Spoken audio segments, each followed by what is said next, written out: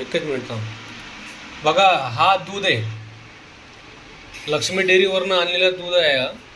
त्या दुधाला आम्ही गरम केला तर असा त्याच्यातनं असा प्रकार निघतोय. हा नेमका प्लास्टिक आहे काय आहे ते कळायला मार्ग नाही.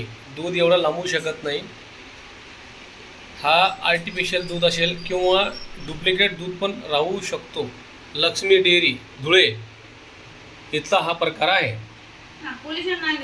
बघा, हा एवढा लांब दूध आणल्यानंतर सुद्धा एवढा प्रकार होतोय म्हणजे किती विचित्र प्रकार आहे. लोकांना मारण्याचं काम आहे. लहान मुलांसाठी आम्ही दूध आणला होता तर हा दूध अशा प्रकारे लांबतोय जसं काही गव्हाच्या शेवाळ्या असतील किंवा जे आपण सेव खातो मॅगीसारखा गव्हाच्या, त्या प्रकारे हा दूध पसरतोय. बघा, हे असे असतात दुधाचे प्रकार. हे दूध बघा, हे बघा दूध अशा प्रकारे लांबतोय. हे बघा, हे बघा, हे बघा, लक्ष्मी डेअरी धुळे इथला हा दूध आहे. तर कृपया ग्राहकांना विनंती आहे की तुम्ही काळजीपूर्वक हा दुधाचा वापर करा.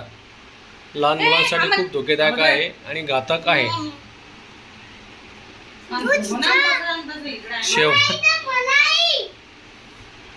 मलाई आहे, ही अशी मलाई आहे प्लास्टिक सारखी.